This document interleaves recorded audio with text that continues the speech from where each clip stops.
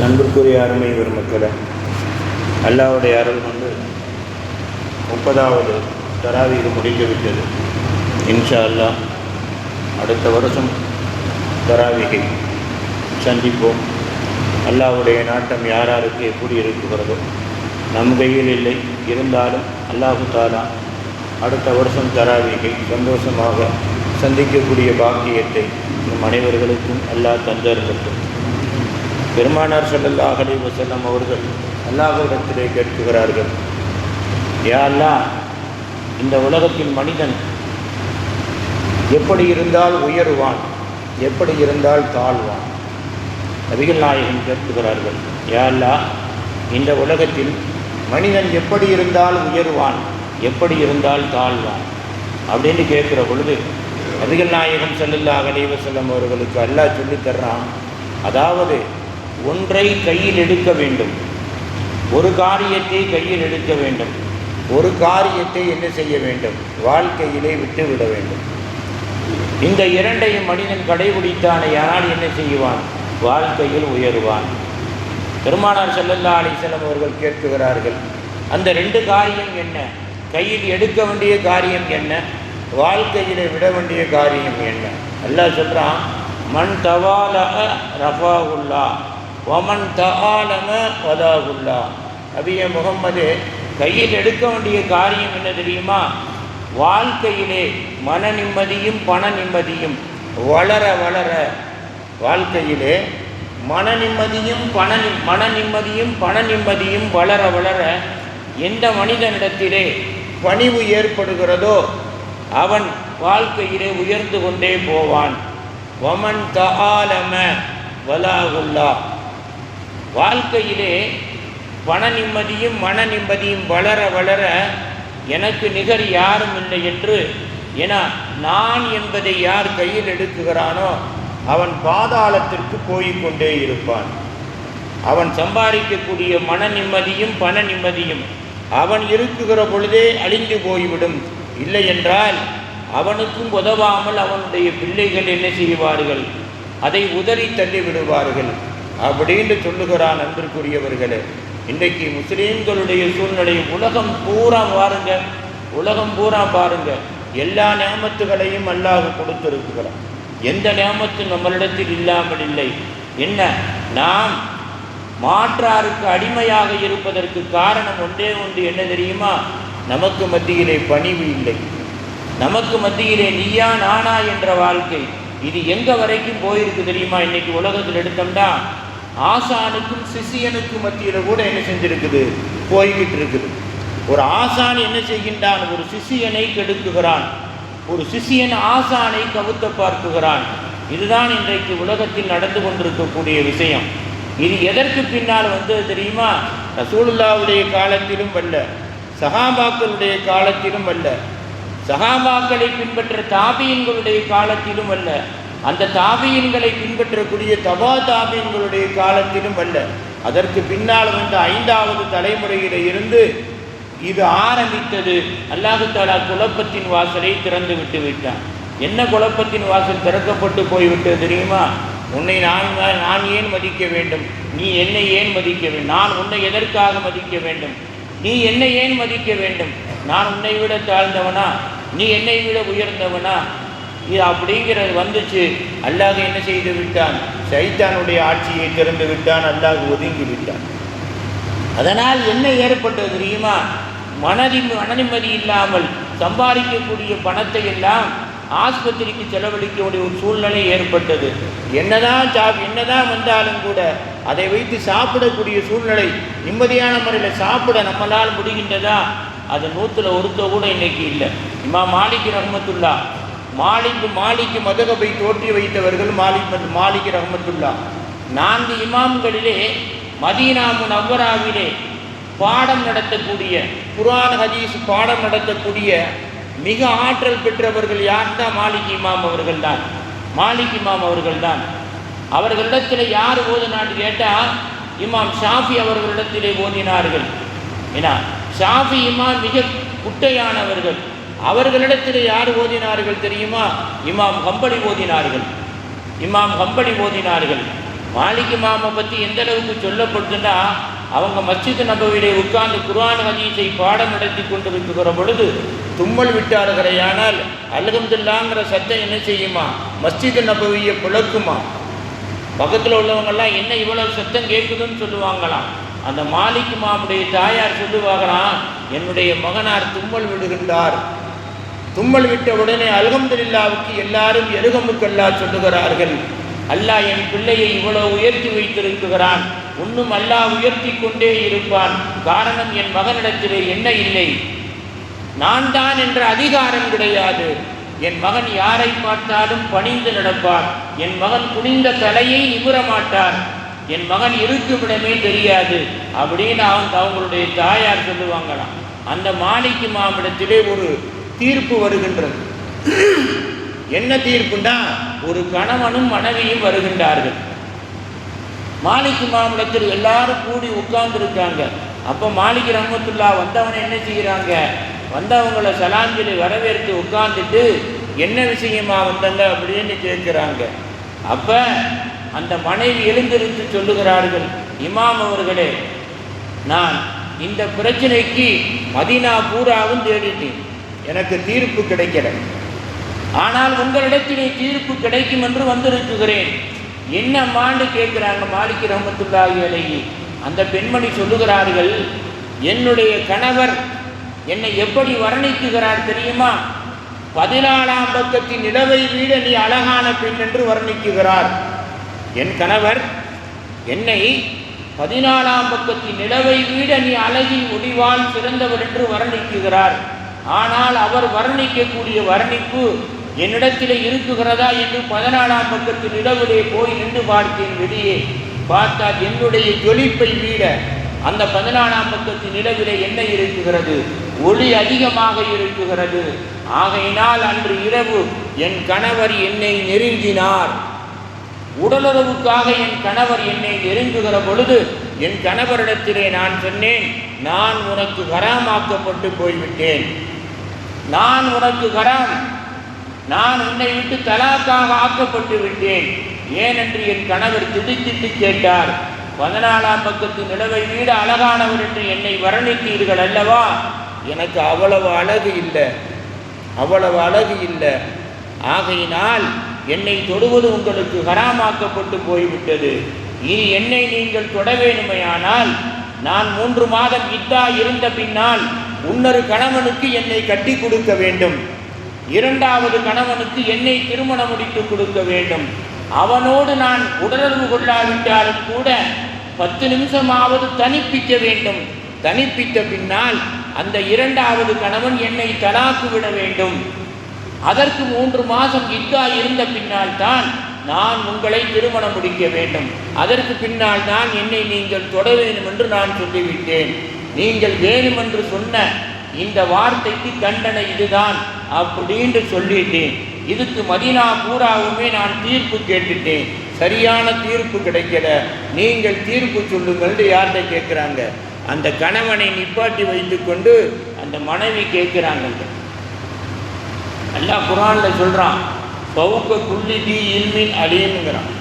யாரும் நான் தான் அறிவாளி என்று நினைத்து விடாதே, உலகத்தில் ஒருவருக்கு மேல் ஒருவரை அறிவாளியாக நான் வைத்திருக்கிறேன். அப்படி நினைத்தால் உன்னை விட முட்டாள் யாருமே இல்லை. மாலிக் இமாம் தடையை சொரிஞ்சுட்டு என்ன சொல்கிறாங்க, அந்த கணவரை பார்த்து சொல்கிறாங்க, நீங்கள் சொன்ன வார்த்தையில் இருந்து உங்கள் மனைவி தலாக் ஆகிவிட்டார்கள். அவர் சொல்கிறார், மதீனா பூரா இதைத்தான் சொன்னாங்க. மதீனாவில் உண்டான உலமாக்கள் எல்லா பேரும் இதைத்தான் சொன்னார்கள் அப்படின்னு சொல்கிறார். சொன்ன உடனே அன்பிற்குரியவர்களே, ஒரு 10 வயசு சிறுவர் எழுந்திருக்கிறார், 10 வயசு மாணவர் எழுந்திருக்கிறார். எழுந்திருத்து தன்னுடைய ஆசான் மாலிக் இமாமிடத்திலே கேட்குகிறார், நான் 4 வார்த்தை பேசலாமான்னு கேட்குறார். மாலிக் இமாம் என்ன பேச போகிறோன்னு கேட்குறாங்க. என்னுடைய உஸ்தாத் அவர்களே, நீங்கள் சொன்ன தீர்ப்பு தப்பான தீர்ப்பு, நீங்கள் சொன்ன தீர்ப்பு தப்பான தீர்ப்புண்டார். மாலிக் இமாம் அசந்து போயிட்டாங்க, ஆடி போனாங்க. ஆடி போய் என்னப்பா சொல்கிறோன்னு கேட்டாங்க. உங்களுடைய தீர்ப்பு அல்லாஹ் ரசூலுக்கு புறம்பான தீர்ப்பு. அந்த பெண்மணியை 14ஆம் பக்கத்தின் நிலவை விட அழகானவர் என்று அவர் வர்ணித்தார் அல்லவா, அது 100க்கு 100 உண்மை. அவர் வர்ணித்தது செல்லும். அந்த பெண்மணி அவரை விட்டு தலாக்காக மாட்டார். மாலிக் இமாம் ஆச்சரியப்பட்டு கேட்டாங்க, நான் தானப்பா உனக்கு குர்ஆனை படித்து கொடுத்தேன், நான் தானப்பா உனக்கு ஹதீஸை படித்து கொடுத்தேன், பகதாதில் இருந்து மதீனாவுக்கு நீதானே வந்தாய், மதீனாவில் இருந்து நான் பகதாதுக்கு வரவில்லையே, எப்படி உனக்கு தெரியும், எப்படி தீர்ப்பு சொல்கின்றாய்? அப்ப இந்த மாணவர் இமாமிடத்திலே கேட்டார், உஸ்தாத் அவர்களை நான் பதில் சொல்லட்டுமா? சொல்லுப்பா அப்படின்னாங்க. அப்போ அவர் சொன்னாரு, நீங்கள் தான் படித்து கொடுத்தீர்கள். என்னத்தை படித்து கொடுத்தாங்க? குர்ஆனை படித்து கொடுத்தீர்கள். அந்த குர்ஆனிலே 30வது ஜுஸுவிலே வத்தீனி வஸ்ஸைத்தூனின்னு வருது சூரா. எதுக்கு பின்னால? அலம் நஸ்ருக்கு பின்னால அவர் சொல்றாரு, அதிலே அல்லாஹ் சொல்லுகிறான், லகத் ஹலக்னல் இன்சான ஃபீ அஹ்ஸனி தக்வீம். அல்லாஹ் என்ன சொல்றான் தெரியுமா? உஸ்தாதுக்கு சொல்றாரு, என்னுடைய உஸ்தாத் அவர்களை அல்லாஹ் என்ன சொல்லுகிறான் தெரியுமா? வானத்தை பார்த்தோ பூமியை பார்த்தோ அதற்கு மத்தியில் உண்டான எல்லாவற்றையும் பார்த்து நான் அழகாக படைக்கவில்லைன்னு சொல்லல, மாறாக என்ன சொல்லுகிறான்? லகத் ஹலக்னல் இன்சான, மனிதனை நான் படைத்திருக்கிறேன், ஃபீ அஹ்ஸனி தக்வீம், யாருக்குமே கொடுக்காத அழகிய உருவத்தை கொண்டு மனிதனை நான் படைத்திருக்கிறேன். அது ஆணாக இருந்தாலும் சரி பெண்ணாக இருந்தாலும் சரி. அல்லாஹ் தஆலா அந்த பெண்மணியை அவர் வர்ணித்ததை போல 14ஆம் பக்கத்தின் நிலவை விட அந்த பெண்மணி உயர்ந்தவர்கள்தான். அதுல ஒன்றும் சந்தேகமே கிடையாது. இவருடைய பார்வையில் உன்னம் என்ற பெண்ணை எவ்வளவு வர்ணிக்கலாம் என்றாலும் வர்ணிக்கலாம். அந்த பெண் அந்த அளவுக்கு தன்னை கணவனுக்கு ஜோடித்து காட்ட முடியுமா என்றால் ஜோடித்து காட்ட முடியும். பெண்ணிடத்திலே மயங்காத படைப்பே கிடையாது சொல்றாங்க அந்த 10 வயசு குழந்தை. பெண்ணிடத்தில் மயங்காத படைப்பே கிடையாது. ஆகையினால் அல்லாஹ்வுடைய தீர்ப்பின் பிரகாரம் நீங்க சொன்ன தீர்ப்பு தப்பு. அந்த பெண்மணியை அவர் வர்ணித்தது கூடும், தலாக்கே ஆகாது, தலாக்குக்கும் இதுக்கும் சம்பந்தம் கிடையாது அப்படின்னு அந்த 10 வயசு குழந்தை சொல்லுகிறார். அன்பிற்குரியவர்களே, மாலிக் ரஹ்மத்துல்லாஹி அலைஹி அப்படியே அந்த குழந்தை இடத்திலே எழுந்திருத்து நிற்குகிறார்கள். ஆயிரக்கணக்கான பேர் உட்கார்ந்திருக்காங்க. உட்கார்ந்தவர்களிடத்திலே எழுந்திருத்து நின்று தன்னுடைய கையை கட்டி சொல்லுகிறார்கள், என் அன்பு மகனே, உன் ஒருவரை கொண்டு நான் அல்லாஹ்விடத்தில் வெற்றி பெற்று விடுவேன், நரகத்திலே இருந்து உன் ஒருவரை கொண்டு அல்லாஹ்விடத்திலே நான் வெற்றி பெற்று விடுவேன். இத்தனை ஆயிரம் பேர்கள் தினசரி என்னை தேடி வருகிறார்கள் கல்வியை கற்க. ஆனால் இவர்களுடைய கல்வியை விட உன்னுடைய கல்வி மிகச் சிறந்த கல்வி. அல்லாஹ் தஆலா உன்னை எப்படி ஆக்கி இருக்கிறான் தெரியுமா? உஸ்தாதாகிய என்னை விட உயர்வாக அல்லாஹ் ஆக்கி இருக்கிறான். நீ நாளை நான் இருக்குகிறேனோ இல்லையோ என்னை விட உயர்வாக நீ வருவாய். என் உடல் பார்க்காவிட்டாலும் என் உயிர் பார்க்கும். என் உடல் உனக்கு துஆ செய்யாவிட்டாலும் என் உயிர் உனக்கு துஆ செய்யும். பாரக்கல்லாஹு லக்க வலக்கி. அந்த இமாம் மாலிக் சொல்றாங்க, அல்லாஹ் உனக்கும் பரக்கத்து செய்யட்டும், எனக்கும் பரக்கத்து செய்யட்டும். வலி அகலிக்குமா, என்னுடைய உன்னுடைய 2 குடும்பத்திற்கும் அல்லாஹ் பரக்கத்து செய்யட்டும் அப்படின்னு யாரை பார்த்து சொன்னாங்க? அந்த குழந்தையை பார்த்து சொன்னார்கள். அன்பிற்குரியவர்களே, உலகத்திலேயே 14 வயதிலே ஒரு அரசாங்கத்தின் தலைமை நீதிபதியாக, ஒரு அரசாங்கத்துடைய தலைமை நீதிபதியாக வந்தது யார் என்றால் அந்த 10 வயசு குழந்தை தான். அன்பிற்குரியவர்களே, யார் அந்த குழந்தை? வேறு யாரும் அல்ல, இமாம் ஷாஃபி ரஹ்மத்துல்லாஹி அலைஹி அவர்கள். நீங்க எந்த மதுகபை வேண்டாலும் பின்பற்றலாம். ஒரு மனுஷன் ஷாஃபி மதுகபை பின்பற்றுறது ரொம்ப கஷ்டம். ரொம்ப கஷ்டம் இல்லை, ரொம்ப கஷ்டம், ரொம்ப கஷ்டம். இப்படி கையை தக்பீர் கட்டி போட்டு இப்படின்னு எடுத்தோம்னா தொழுகக்கூடாது. இப்படின்னு தக்பீர் கட்டி போட்டு மூக்க சொரிஞ்சால் தொழுகக்கூடாது. தக்பீர் கட்டுகின்ற பொழுது அல்லாஹு அக்பர் என்று சொல்லி முடிக்கிற போது என்ன செய்யணும்? தக்பீர் கட்டணும். இல்லை என்றால் தொழுகக்கூடாது. அவ்வளவு தெளிவான ஒரு சட்டத்தை உருவாக்கியவர்கள் யார்? ஷாஃபி இமாம். ஆனால் அவங்களுடைய வாழ்க்கையில் எப்படி இருந்தார்கள் தெரியுமா? மிக பணிவாக இருந்தார்கள். எத்தனை வருஷம் உலகத்திலே வாழ்ந்தார்கள்? 100 வருஷமெல்லாம் வாழலை. நான் முடிச்சிட்டேன். 100 வருஷம் வாழலை, 80-90 வருஷம்லாம் வாழலை.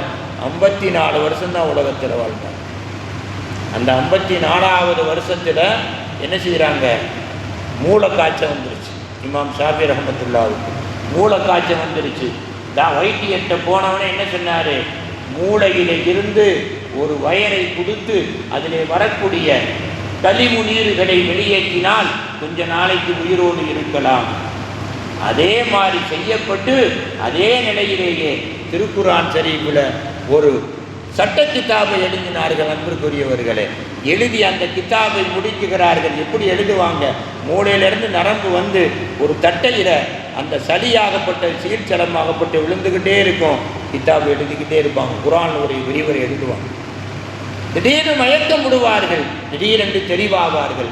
மயக்கமுற்ற சூழ்நிலையில் எழுதுவதை நிப்பாட்டுவார்கள், தெளிவான உடனே எழுதுவார்கள். அந்த கிதாபை எழுதி முடித்தார்கள். முடித்த உடனேயே அவர்களுடைய ரூஹாகப்பட்டது, இறைவனிடத்தில் சேர்ந்தது. இன்னா லில்லாஹி வ இன்னா இலைஹி ராஜிஊன். 54 வயசு. அந்த 54 வயசு வரைக்கும் எவ்வளவு பணிவு! தனக்கு நிகர் யாருமே இல்லை என்ற சூழ்நிலையிலும் கூட தன்னை விட பணிவானவன் யாருமே இல்லை என்று வாழ்ந்தார். ஒன்றை சொல்லி முடிக்கிறேன். பகதாதுக்கு இமாம் அபூ ஹனீஃபா ரஹ்மத்துல்லாஹுடைய அந்த ரவுலாவுக்கு போகிறார். அடங்கியிருக்க இடத்துக்கு போகிறார். நைட்டில் போயிடுறாரு. ஷாஃபி இமாம் போய் தங்குறாரு. காலையில் எழுந்திருத்த உடனேயே உங்களுக்கு ஷாஃபி மதுகப்பு பள்ளிவாசலுக்கு போனங்கண்டா தெரியும், 2வது ரக்காத்தில் குனூத் ஓதுவாங்க. ஆனால் என்ன செய்கின்றார் இமாம் ஷாஃபி? தன்னுடைய தொண்டர்களோடு நாம் தொழுவதை போன்று தொழுகின்றார். தொழுது முடித்த உடனே கேட்குறாங்க, நீங்கள் எதற்காக இமாம் அபூ ஹனீஃபாவை போன்று தொழுகின்றீர்கள்? குனூத் எதற்காக 2வது ரக்காத்திலே ஓதவில்லை? இமாம் ஷாஃபி சொன்னாங்க, இவர் என்னை விட 1000 மடங்கு உயர்ந்தவர், சாதாரணமானவர் அல்ல அபூ ஹனீஃபா.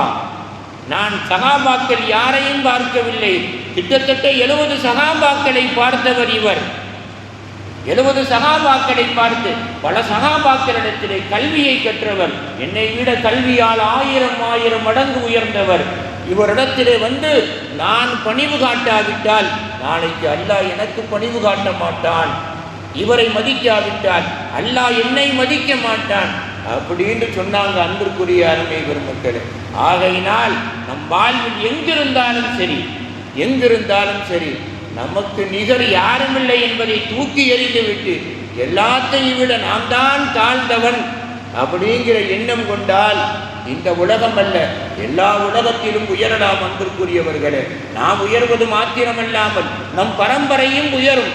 இல்லை, நாம் தான் நமக்கு நிகர் யாரும் இல்லை என்று நினைச்சோம்டா நாம் உலகத்தில் இருக்குகிற பொழுதே நம்மளுடைய பரம்பரை கஷ்டப்படுவதை என்ன செய்யலாம்? அபூஜஹிலுடைய குடும்பத்தை போன்று, உத்பாவுடைய குடும்பத்தை போன்று, அபூலகமுடைய குடும்பத்தை போன்று என்ன செய்யலாம்?